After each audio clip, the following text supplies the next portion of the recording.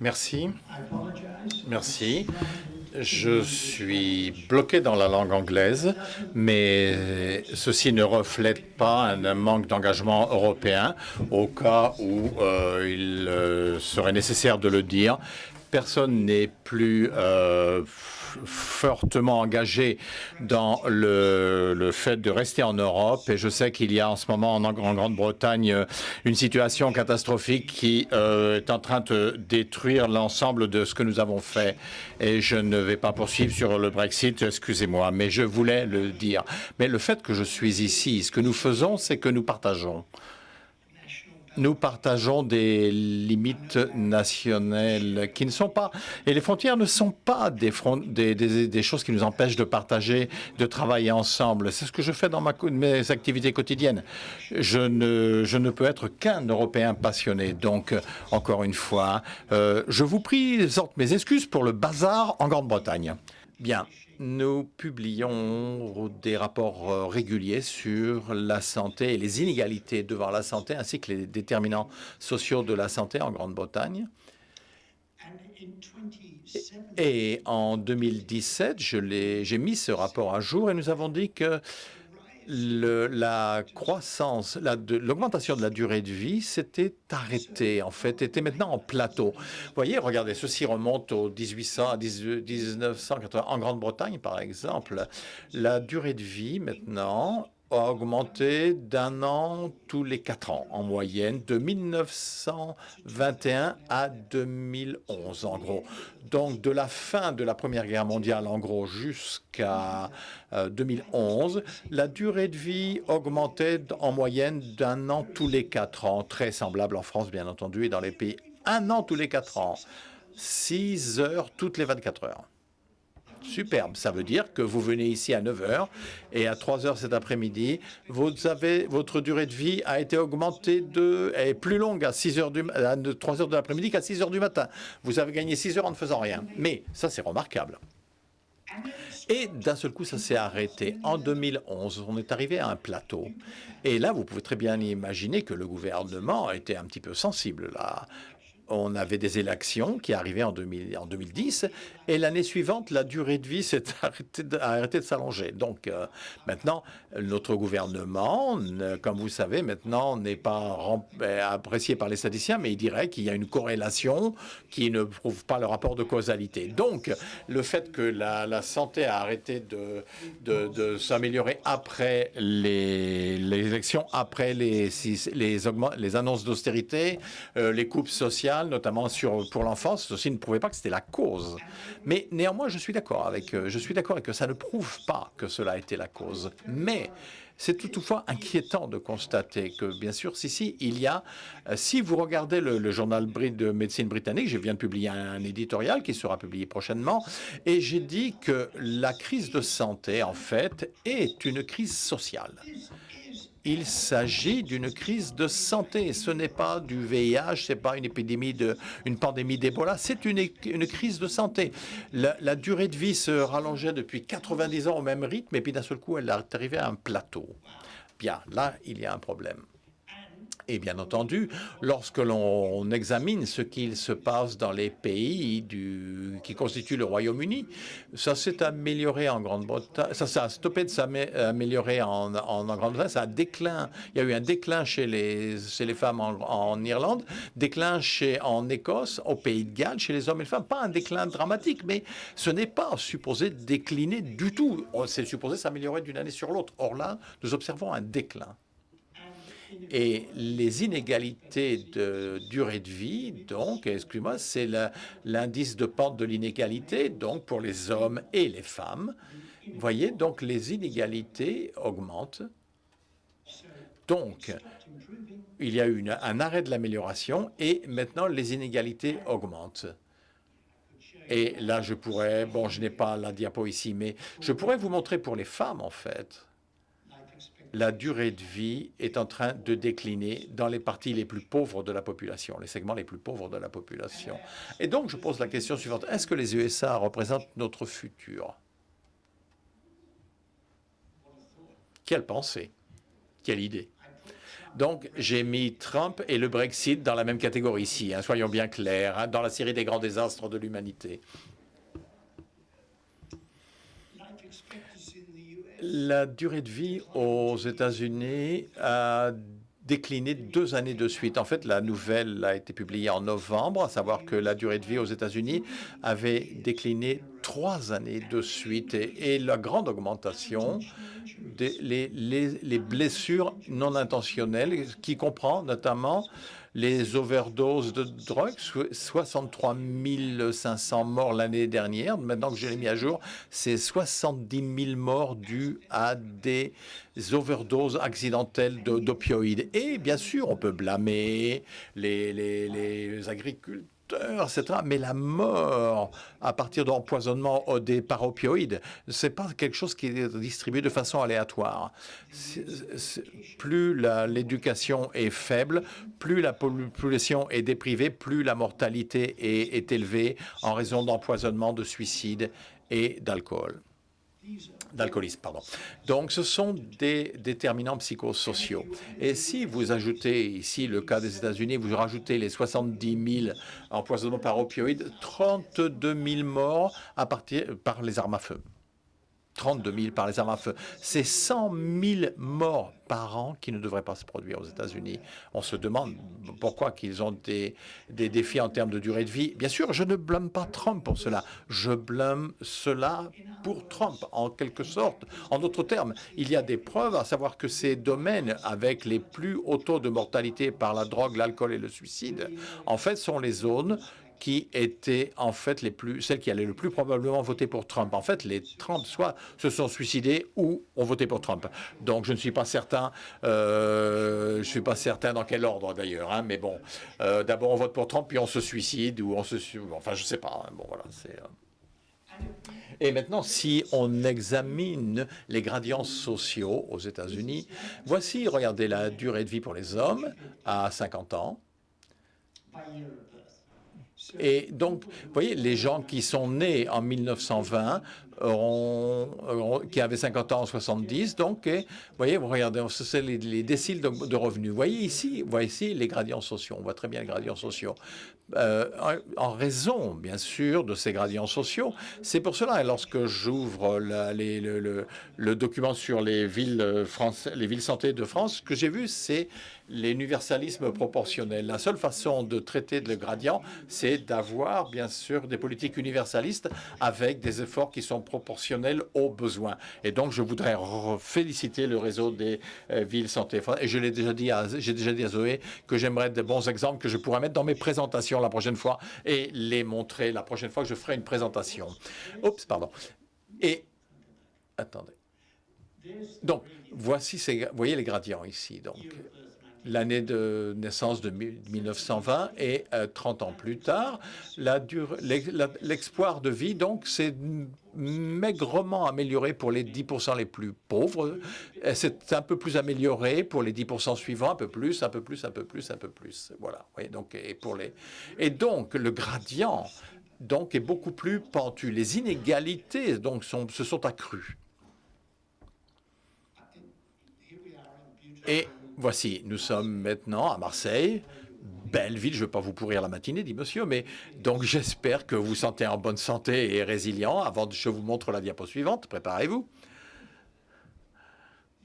Vous êtes prêts à attacher les ceintures? Donc,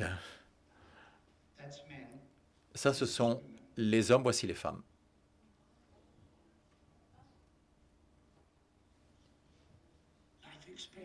La durée de vie, l'espoir de durée de vie des femmes chute pour les moins de 10% les plus pauvres, descend pour les 10% ensuite, et pour les 10% ensuite elle décline pour les 30% des femmes les plus pauvres aux États-Unis.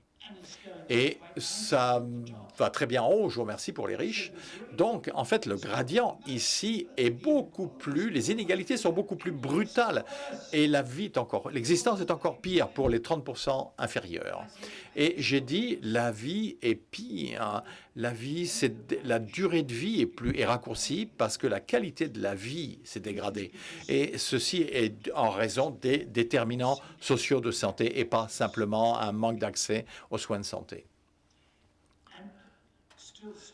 Encore une fois, on reste aux États-Unis. Voici un rapport de l'UNICEF, vous voyez, la mortalité néonatale, les taux de suicide de 0 à 19 ans, la santé mentale des jeunes adolescents, 11-15, l'alcoolisme, donc, l'ébriété, pardon, et, excusez-moi, c'est la fertilité, 15 à 19. Donc, une mesure de santé de l'adolescence et des jeunes.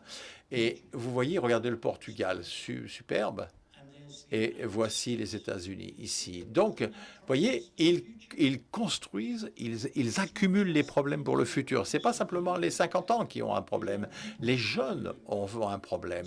Et donc, lorsque je dis, est-ce que ceci est notre futur? Voici, il y a la France, à peu près moyenne. Hein, la France est moyenne. Donc, maintenant, une partie de mon argumentaire, c'est que l'esprit est une voie importante vers la santé et les inégalités de santé, les maladies mentales, le bien-être, il ne faut pas oublier ceci, et bien sûr les chemins psychosociaux vers les maladies physiques, le comportement sur les comportements et les parcours, les éléments de stress, stress. Et pas seulement la seule voie, on a déjà entendu ce matin parler de la pollution atmosphérique, la qualité de l'air, ça c'est absolument vital, je reviendrai sur la chaleur et le froid, mais l'esprit, l'état d'esprit des individus, la santé mentale des individus est essentielle. Et nous ne faut pas accepter cette magnitude des inégalités de santé. Je vous ai montré aux États-Unis les différences et en Grande-Bretagne. Les inégalités de santé augmentent dans le temps. Et elles varient d'un pays à l'autre, bien entendu. 15 pays européens ici, on examine la durée de vie à 25 ans sur la base de l'éducation. Et vous voyez, regardez ici, ISCED, donc 0 à 2, c'est la classification sociale internationale de l'éducation. Donc, de 0 à 2, c'est l'enseignement primaire, et de 5 à 6, c'est l'éducation, le tertiaire. Donc, en Suède, par exemple, vous voyez, donc là, ils ont une durée de vie beaucoup plus à 25 ans et une petite différence, vous voyez, entre les deux, ceux qui ont une éducation primaire et ceux qui ont une éducation tertiaire. L'Italie, Norvège, Malte, le Danemark. Lorsque l'on arrive à l'Europe de l'Est, l'Estonie, la Hongrie, la Roumanie, la Bulgarie, la Pologne, là, vous voyez qu'il y a les moyennes plus basses. C'est une grande différence entre les espoirs de vie entre ceux qui ont une éducation primaire et ceux qui ont bénéficié d'une éducation tertiaire. Donc, si vous regardez ça différent, les différences entre pays sont beaucoup plus réduites pour ceux qui ont une éducation universitaire. Ils savent comment obtenir une bonne santé. Ceux qui sont éduqués en Bulgarie, en Estonie, en Roumanie, ils savent où aller pour la santé. Ils savent comment se prémunir. Mais plus vous allez vers l'Est, plus les populations désavantagées, en l'occurrence en Estonie, en Hongrie, voyez, donc sont dures. Si vous réfléchissez que la santé est un problème de choix personnel, si vous êtes l'un de ces politiciens qui dit les gens ne peuvent que se blâmer eux-mêmes pour leurs problèmes. Donc quel choix terrible de choisir d'être né en Hongrie lorsque vous auriez pu être né en Norvège avec une mère norvégienne. C'est votre faute. Voilà, il fallait naître en Norvège et pas en Hongrie. Tant pis pour vous. Donc, et maintenant, si vous êtes bête au point de choisir d'être né en Hongrie ou en Roumanie, assurez-vous que vous allez en plus avoir une formation universitaire. Et pour cela, le meilleur moyen, c'est d'avoir des parents, bien sûr, qui ont une éducation universitaire eux-mêmes. C'est à vous de choisir la Norvège et pas la Roumanie, et choisissez des parents éduqués des parents universitaires et non pas des parents travailleurs. Et donc, c'est votre problème, disent-ils. Maintenant, un autre point ici que je voudrais mentionner. Je vous parle ici de la santé et des inégalités, et je vais faire quelque chose ici qui est très dangereux. Je vais vous demander de garder une deuxième idée en tête au même moment. Je sais que c'est complexe, dit monsieur, mais vous êtes des gens en bonne santé, et vous pouvez, je suis certain, garder deux idées à l'esprit en même temps. Donc, si vous grandissez à Baltimore, donc j'ai écrit, j'en ai parlé dans mon livre, et si vous vivez à Roman Park, est un quartier très sympa, Roland Park. Votre espoir de vie est de 83 pour les hommes, 83 ans pour les hommes. Et bien sûr, vous aimeriez savoir à quoi ressemble un endroit où la durée de vie, l'espoir de vie serait 20 ans plus courte. Vous pourriez aller jusqu'en Éthiopie. La durée de vie, là, l'espoir de vie, 20 ans plus courte qu'à Roland Park à Baltimore. Ou éventuellement, vous pourriez aller à quelques kilomètres de chez vous à Upton Druid, donc Upton Druid, où là, ici, l'espoir de vie, c'est 63 ans. Mais regardez, le Shawn, si vous grandissez à Upton Druid, voilà, famille, mère, parents, mère c'est une monoparentale, revenu 17 000 $ par an, et se comporte pas très bien, enfin, mauvais résultats scolaires, 90% ne sont pas allés jusqu'au secondaire ou à l'université aux États-Unis. Si vos parents sont pauvres, vous serez pauvre. Ce pays, la terre de l'opportunité, c'est la terre d'opportunité si vos parents sont riches. Et si vos parents sont pauvres, ce n'est pas une terre d'opportunité. Et chaque année, à Upton Druid, un tiers des jeunes gens entre 10 à 17 ans sont arrêtés pour désordre adolescent. Un tiers chaque année. Ce qui veut dire que le risque d'arriver à 17 ans avec un dossier judiciaire, avec un casier judiciaire, est très élevé. Donc la deuxième idée que je veux présenter ici, c'est que ce n'est pas simplement des inégalités dans la santé, mais ce sont des inégalités dans les activités criminelles également. Ou, plus techniquement, les inégalités de devenir délinquant, ce qui n'est pas tout à fait la même chose que d'entrer dans des activités criminelles. Et chaque année, en fait, de 2005 à 2009, 100 utilisations d'armes à feu non mortelles pour 10 000 résidents et à peu près 40 homicides. Et Roland Park, vous voyez, donc les 93% de familles biparentales, alors que là, la moitié était monoparentale dans les revenus moyens, pas 17 000, mais 90 000 $. Les gamins vont bien à l'école. 75% arrivent à l'université. Il y en a 1 sur 50 chaque année pour les interventions juvéniles dans de délinquance. Et il n'y a pas d'utilisation d'armes à feu. Donc voilà. Avant d'avoir publié mon livre, il y a eu des émeutes à Baltimore. Il y a eu des émeutes à Baltimore. L'élément qui a déclenché ces émeutes était l'assassinat d'un jeune homme noir par la police. Un de plus, si j'ose dire. Mais la cause sous-jacente était les inégalités. Parce que lorsque je dis que Baltimore est entré en éruption, ce n'est pas Baltimore, c'était Upton Druid, le quartier pauvre de Baltimore, où les émeutes se sont produites. Et ce n'est pas juste Baltimore, regardez. Voici Londres. Donc je montre ce graphique, la durée de vie, l'espoir de durée de vie pour les hommes à Tottenham Green, par exemple, 71 ans. Kensington and Chelsea, Queensgate Road, 88 ans. Et vous vous souvenez, en 2011, nous avons eu des émeutes l'été également à Londres. Et bien sûr, et encore une fois, la cause de ces émeutes, ça a été le fait qu'un jeune homme noir a été tué par la police. Et où les émeutes ont-elles commencé? Pas à Kensington ou Chelsea, certainement pas. Elles ont démarré à Tottenham. J'ai un fils qui vit à Tottenham parce qu'il ne peut pas s'acheter une maison. C'est bien d'aller où il y a les émeutes parce que les maisons sont bon marché. Des 91% des jeunes gens qui ont été arrêtés au cours de ces émeutes, de Tottenham, 91% de ces jeunes gens étaient sans emploi, sans éducation, sans formation. Et à Kensington et Chelsea, tout le monde est employé en éducation ou en formation. Mais 91%, les chiffres nationaux sont 11%. qu'on appelle les NETs, non éduqués, non employés ou formés. Donc les gens qui ont un emploi ne déclenchent pas d'émeutes, ils ne sont pas arrêtés. Les avocats, les comptables, les docteurs, les auditeurs, ils ne sont pas arrêtés par la police pour des émeutes. Ce sont des gens qui n'ont absolument aucun espoir dans le futur, rien à attendre de la société et de la vie. Et donc, lorsque l'on réfléchit à cette relation entre le crime et la santé, je suis devenu un petit peu un avocat pour la santé des peuples indigènes.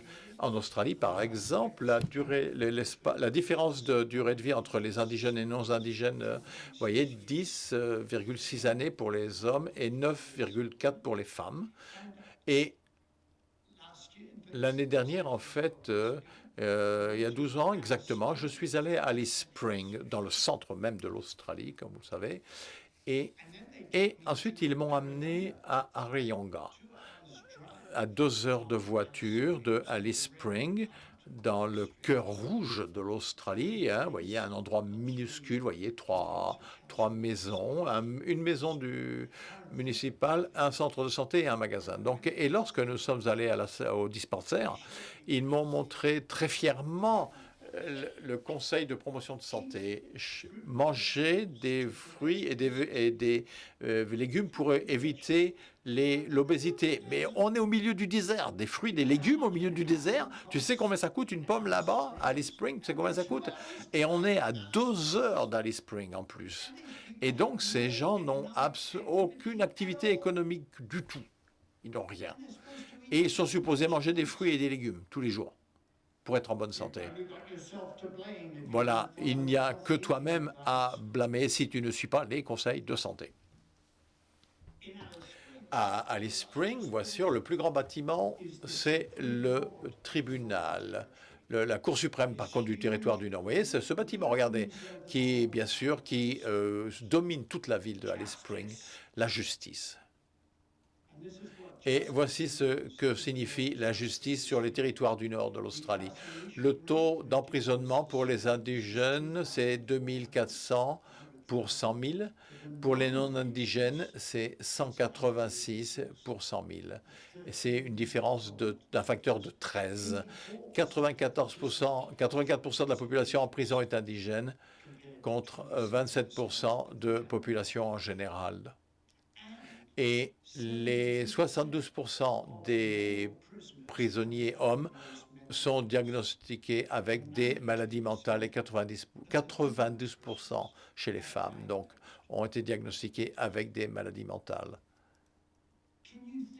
Pouvez-vous imaginer un endroit pire pour placer des jeunes gens qui ont déjà des problèmes mentaux, les placer en prison?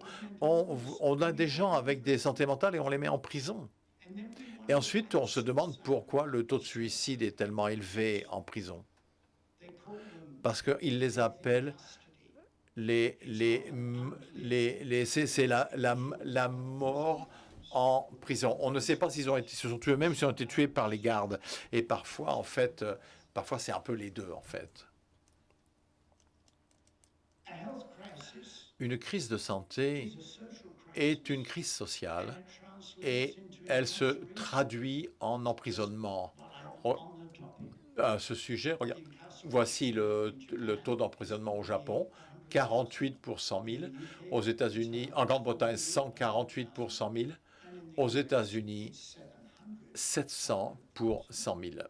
Et vous savez très bien qui est là, les jeunes noirs, les jeunes hommes noirs.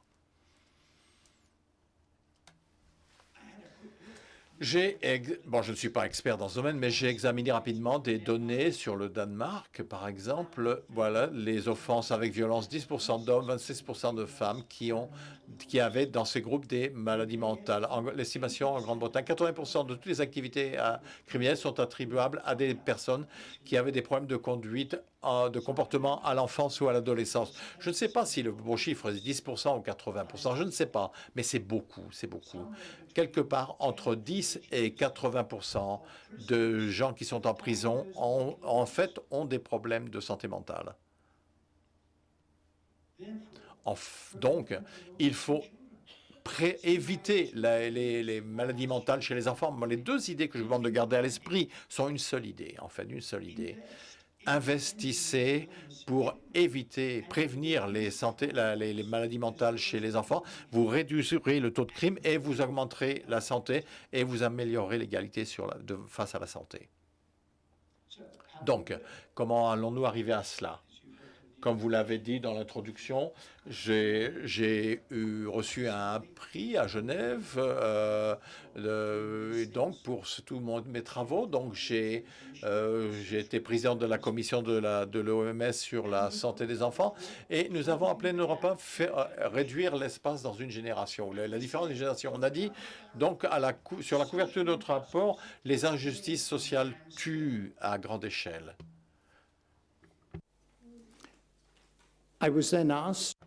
Ensuite, le gouvernement britannique m'a demandé comment est-ce qu'on pouvait traduire les résultats de votre commission globale pour un pays, l'Angleterre. Et donc, j'ai appelé mon rapport « Société équitable, vie saine ». La revue Marmot, et je reviendrai aux villes Marmot, et ensuite la revue européenne de déterminants sociaux et la division santé.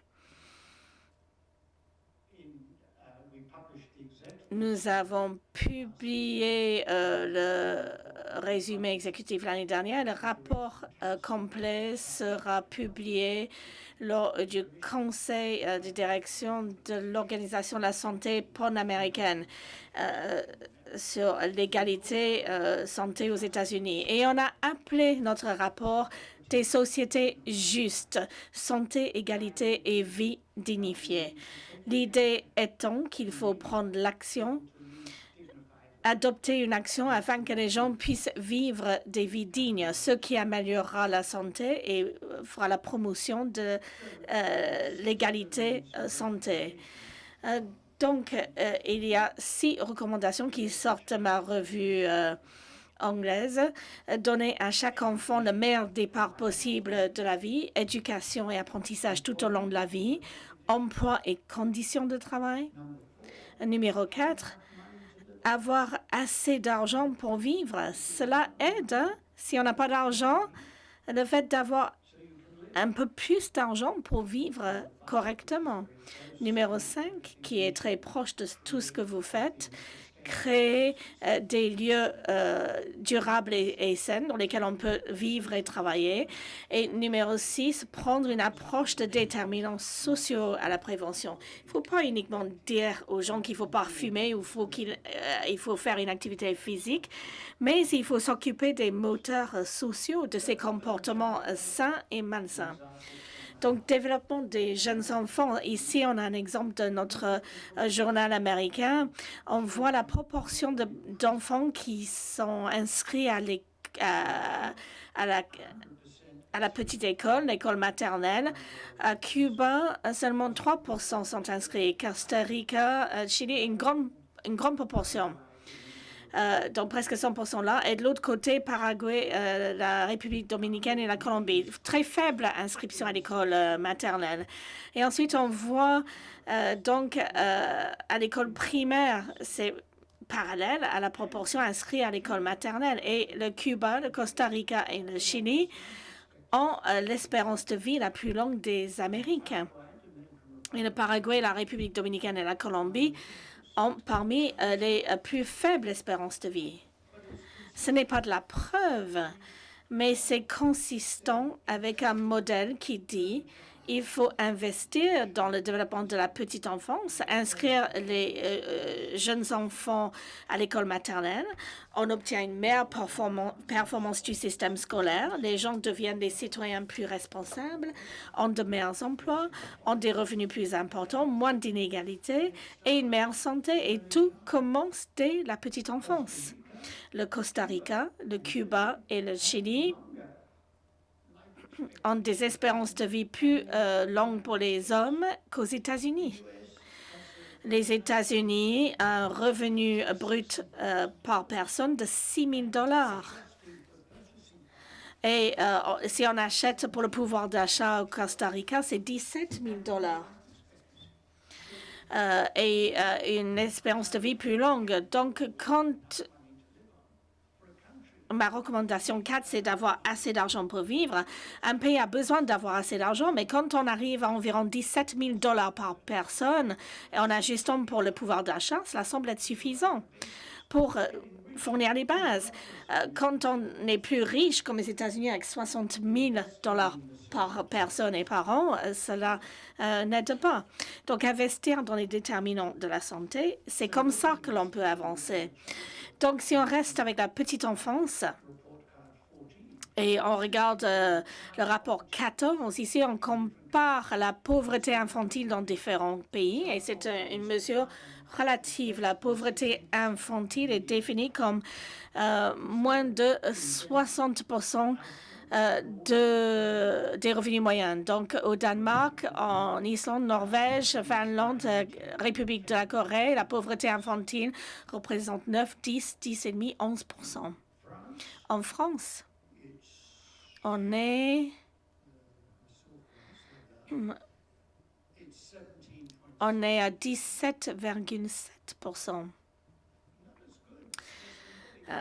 On n'est pas aussi fort que les pays nordiques en France. Mieux qu'au Royaume-Uni, 19,7%. Et aux États-Unis, on arrive à 29%, juste en deçà du Mexique. J'ai fait une intervention à Harvard il y a quelques semaines. J'ai regardé le public. Je leur ai dit, vous vivez dans une démocratie. Cela doit être le niveau de pauvreté infantile que vous recherchez. Sinon, vous aurez élu un gouvernement qui fait les choses différemment. Eh bien, il n'y a pas une seule personne à Boston qui a voté Trump. Donc, ça les met très mal à l'aise. Mais ce n'est pas, ça, c'est pas Trump. Ça, c'était Obama, ces chiffres. Et la pauvreté infantile ne peut pas être maîtrisée par la ville. Ça peut être maîtrisé par le ministre des Finances qui a sa main sur le guidon. Il pourrait réduire la pauvreté infantile dès demain en faisant des ajustements au niveau du système fiscal et des subventions sociales. Donc, subventions sociales. Donc, ce que l'on fait au niveau de la ville est essentiel, mais cela se fait dans le contexte de décisions prises au niveau national, telles que la pauvreté infantile. Et ça, c'est un moteur clé du développement précoce des enfants. Qu'en est-il de l'hébergement et des quartiers? À Londres, 17% des enfants grandissent dans une situation de pauvreté, moins de 60% du revenu moyen.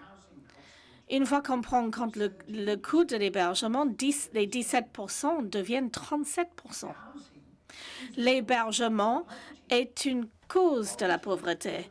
La pauvreté est une cause de mauvais hébergement. Je connais les économistes, mais il y a une question d'offre et de demande. S'il n'y a pas assez de logements décents, les prix montent. Et ensuite, les gens ne peuvent pas avoir accès à un logement décent. On a fait une étude sur les températures froides dans les foyers et la pauvreté du carburant, ce qui fait un impact social. Plus d'un adolescent sur 4 qui habite dans des maisons froides ont un risque de multiples problèmes de santé mentale par rapport à un adolescent sur 20 qui habite dans une maison chaude. Donc, le froid dans les maisons impacte la santé mentale des enfants. Et les maisons froides affectent également négativement la réussite scolaire des enfants et leur bien-être et leur résilience émotionnelle. J'ai passé une année comme président de l'Association médicale britannique. Le président était écossais. Quand on a produit ce rapport sur le logement froid, il m'a dit, mais vous ne pouvez pas dire que cela impacte la santé mentale des enfants. Mais quand j'étais enfant en Écosse, on avait de la glace qui se formait sur l'intérieur des vitres. Et j'ai dit, ben, Amish, qu'est-ce que vous auriez fait si vous aviez une maison chaude en tant qu'enfant?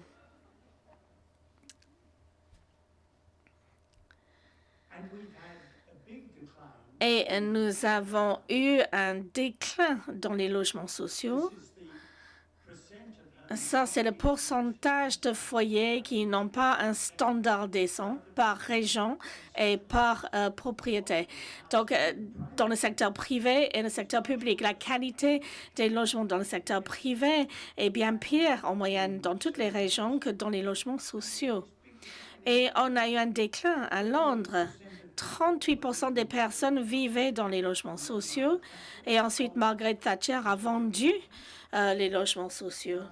Maintenant, 23% vivent dans les logements sociaux et 37% des enfants grandissent dans une situation de pauvreté du fait du coût des logements.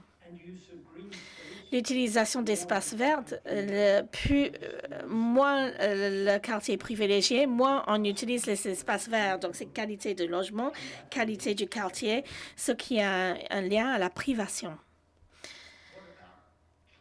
Qu'en est-il du changement climatique? Voici des données françaises qui viennent de l'INSERM. L'impact de la vague de chaleur en Europe en 2003. On a estimé qu'il y avait 14 000 décès de plus en France. Ça, c'est bien au-delà de ce à quoi on s'attendrait pour le mois d'août. 7 000 en Allemagne, l'Espagne, l'Italie, le Royaume-Uni. Donc, le changement climatique va empirer les problèmes de privation et de santé.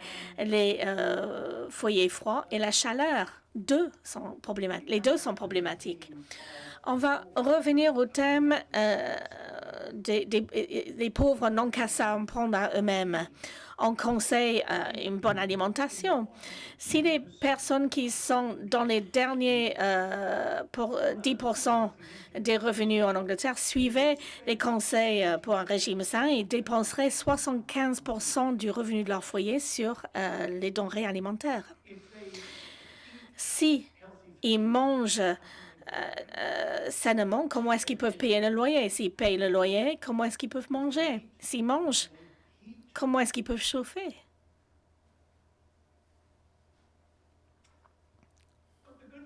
Mais la bonne nouvelle,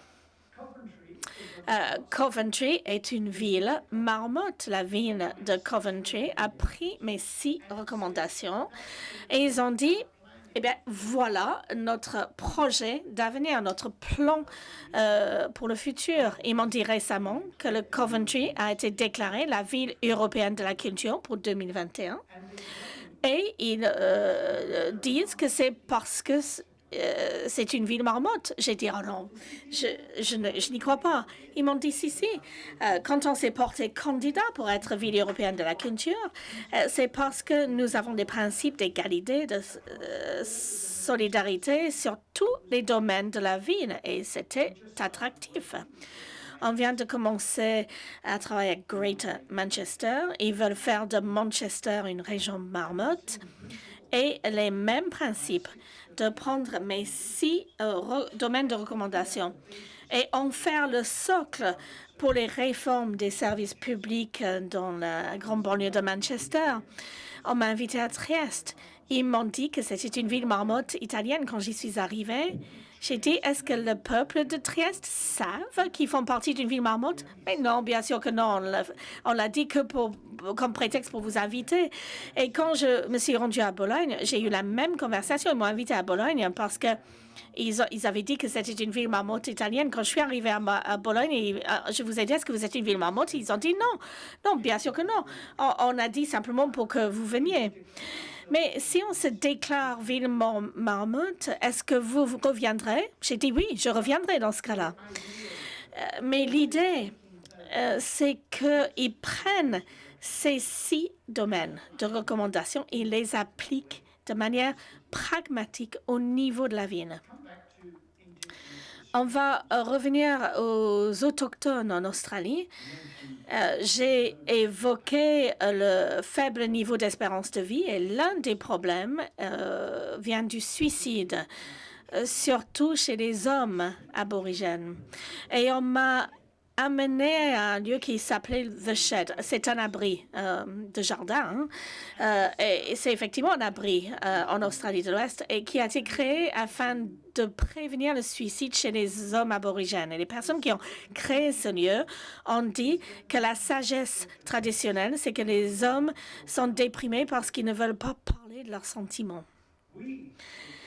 Nous sommes partis du postulat que les hommes sont déprimés parce qu'on leur enlève leurs enfants, parce qu'ils sont socialement isolés, parce qu'ils sont au chômage, parce qu'ils sont pauvres, parce qu'ils sont sans domicile fixe. Et ils sont déprimés et se suicident. Et donc, j'ai rencontré ces hommes aborigènes et j'entendais une histoire après l'autre sur l'enlèvement des enfants, l'isolation sociale, le chômage. Donc, cet abri a été mis en place. Il bénéficie de services sociaux et de services légaux afin d'essayer de s'occuper de ces déterminants du suicide chez les hommes aborigènes. C'est très inspirant de voir ces personnes qui apportent une réelle différence. Et cet homme aborigène est une inspiration, un pouvoir de la nature. Et il ne lâche rien. Il obtient les avocats, les gens qui s'occupent des logements, les gens qui s'occupent de l'emploi. Il ne lâche rien. Il travaille pour sa communauté. Il est c'est vraiment une source d'inspiration. Et nous avons déjà un réseau qui est en place et prêt à se développer quand on va lancer la commission, donc le réseau d'égalité santé dans les Amériques. Nous avons donc les partenaires à travers les Amériques qui veulent travailler sur les déterminants sociaux de la santé. Donc, j'ai dit que mes deux messages dans un monde de politique post-factuelle, c'est des politiques basées sur les preuves, présentées dans un esprit de justice sociale. On a besoin des preuves et on a besoin d'un engagement envers la justice sociale. Rappelez-vous, on a dit sur la couverture de notre rapport de l'OMS, l'injustice sociale tue de manière massive. Et je vais faire l'impardonnable et je vais me citer moi-même. À la fin de notre rapport PAHO, on a dit au cœur de la raison d'être de la Commission, c'est d'assurer les droits de tous les peuples aux Amériques, de mener des vies dignes et de profiter du standard le plus haut de santé. On appelle à l'ensemble des gouvernements pour agir. Merci.